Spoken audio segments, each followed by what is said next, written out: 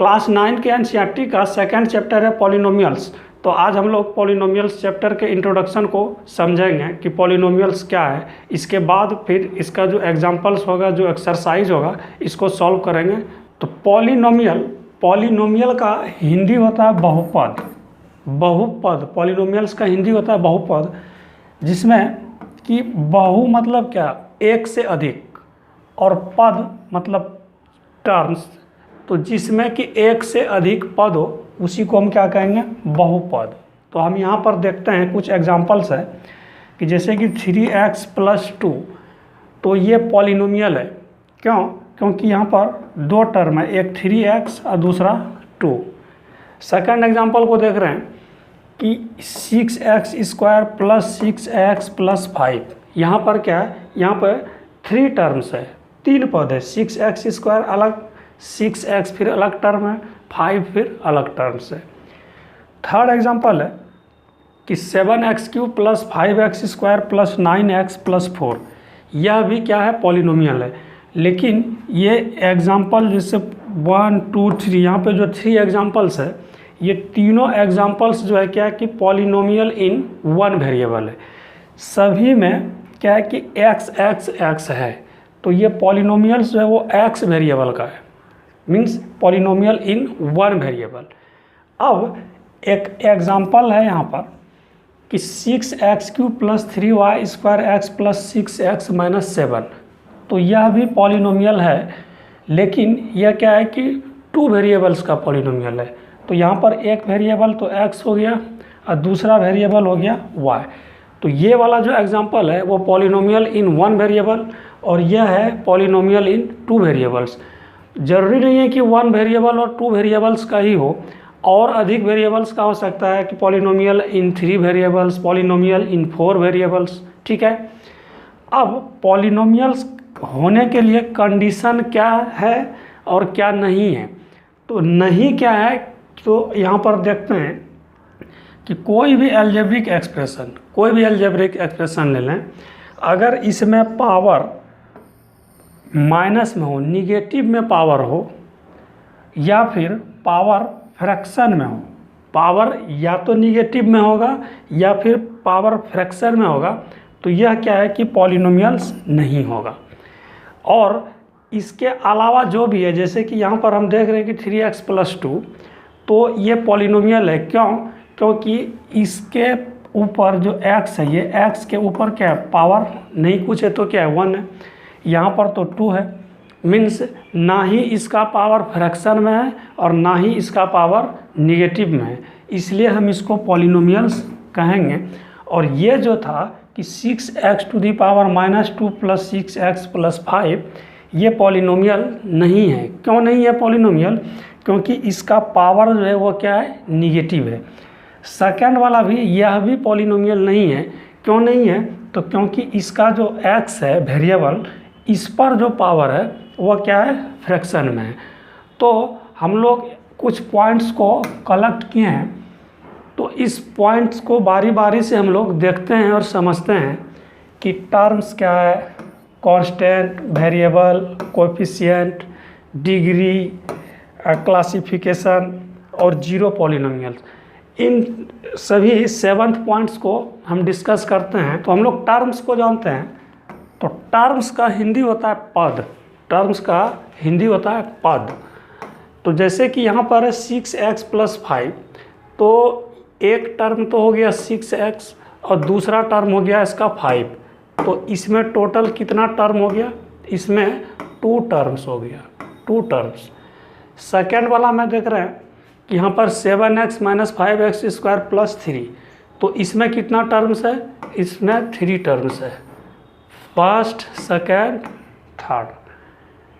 इस वाले एग्जांपल में देखते हैं कि 15x² - 12x - 3, तो यहाँ पर भी कितना टर्म्स है, तो 3 टर्म्स है।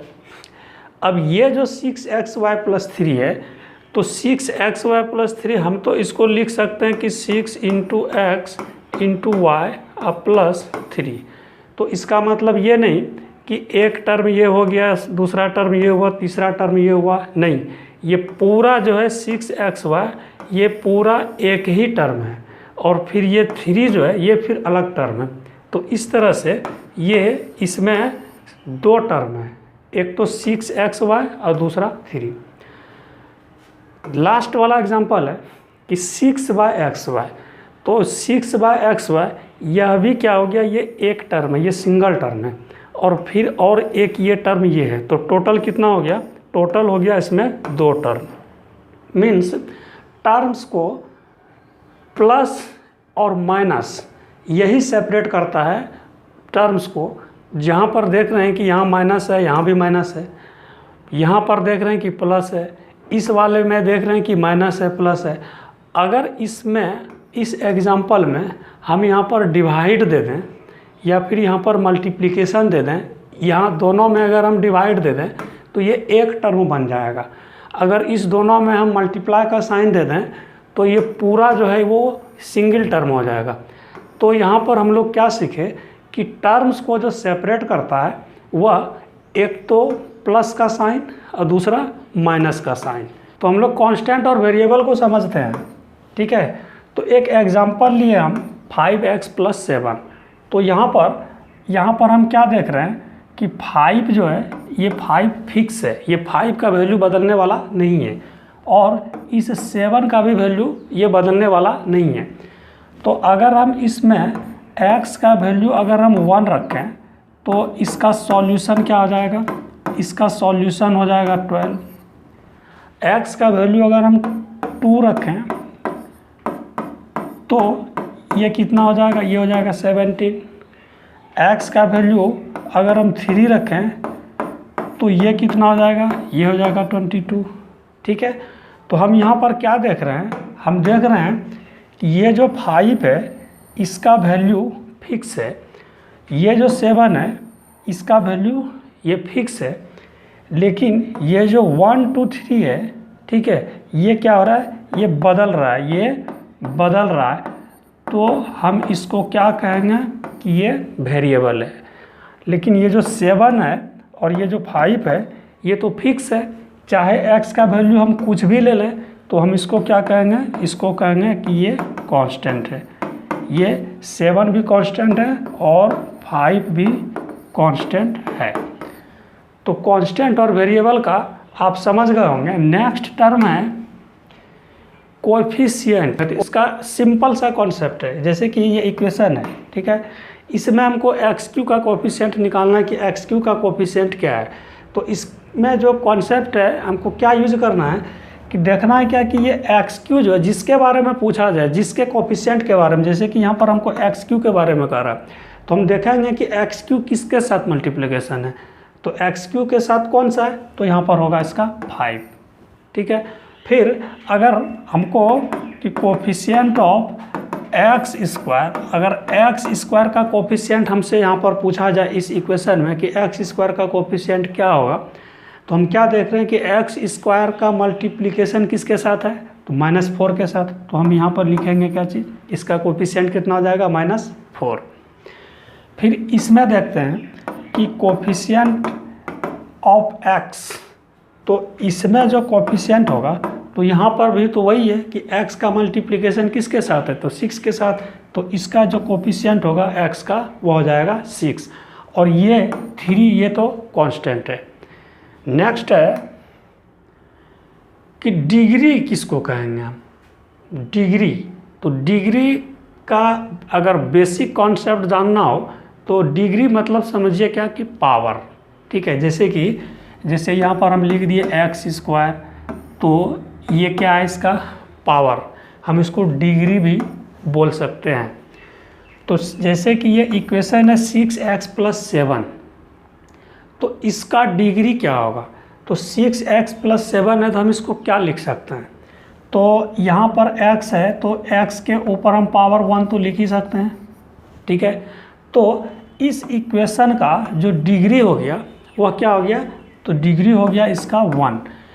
किसी भी इक्वेशन का अगर सिंगल वेरिएबल का इक्वेशन हो तो ये जैसे कि ये भी सिंगल वेरिएबल का है, ये भी सिंगल वेरिएबल का पॉलिनोमियल्स है, ये भी सिंगल वेरिएबल का पॉलिनोमियल्स है। तो सिंगल वेरिएबल का पॉलिनोमियल में अगर हमको डिग्री फाइंड करना हो, डिग्री लिखना हो, तो क्या करेंगे, सिंपल सा कि उसका जो हाईएस्ट पावर होगा ना वही उस इक्वेशन का डिग्री होगा। जैसे कि 6x + 7 में x का पावर क्या है तो 1, ठीक है। हालांकि यहाँ पर भी x है, कैसे, तो हम इसको लिख सकते हैं 7 × x⁻0, क्योंकि किसी भी नंबर पर अगर पावर 0 है, किसी भी नंबर पर, जैसे कि मान लिया जाए कि 5 है, इसके ऊपर पावर 0 है तो क्या होता है तो 1।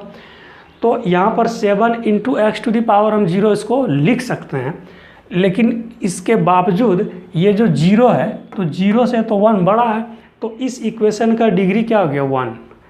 इस सेकंड एग्जांपल में देखते हैं कि 5x² + 6x + 8 है, ठीक है। तो इस x पर क्या है, पावर कुछ नहीं है तो 1 है यहाँ पर, और ये 8 पर क्या है तो 8 को भी हम लिख सकते हैं, यहाँ पे क्या लिखेंगे 8 × x⁻0। तो अब यहाँ पर आप ही बताइए कि इसमें पावर मैक्सिमम किसका, तो मैक्सिमम पावर क्या है तो यहाँ पर x², ठीक है।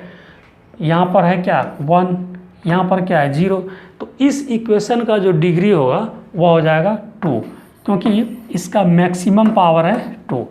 मैक्सिमम पावर ही डिग्री कहलाता है सिंगल वेरिएबल में, ठीक है। इस एग्जांपल में देखते हैं कि x⁴ - 5x² अब +1, तो ये एक पॉलिनोमियल है, तो इसका डिग्री कितना, तो हम क्या देख रहे हैं कि ये तो x⁴ है, मीन्स यहाँ पर पावर 4 है, यहाँ पर 2 है, अब ये 1 है और यहाँ पर x नहीं है, तो हम इसको लिख सकते हैं ना ऐसे x⁻0, तो यहाँ पर 4 हो गया पावर, यहाँ पर 2 हो गया और यहाँ पर 0 हो गया। तो इसमें से मैक्सिमम कौन सा है, तो मैक्सिमम है इसका क्या 4, तो इस इक्वेशन का जो डिग्री हो गया वो हो गया 4।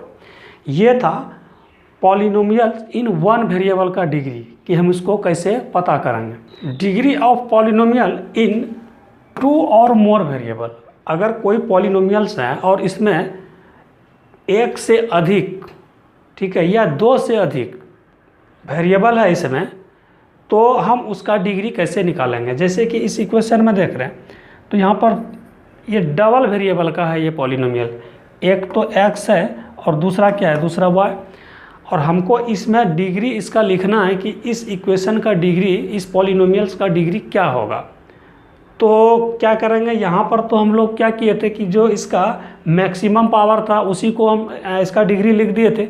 तो इस केस में क्या होगा, इस केस में तो यहाँ पर हम क्या करेंगे कि सबसे पहले तो हम देखेंगे कि टर्म्स कौन कौन सा है। तो यहाँ पे देख रहे हैं एक टर्म्स ये है, एक टर्म ये है, इस तरह से टर्म तो पता चल गया। अब टर्म में हमको देखना है कि जैसे कि यहाँ पर इस टर्म को देख रहे हैं, इस टर्म में तो कितना है, तो ये तो 3, ठीक है।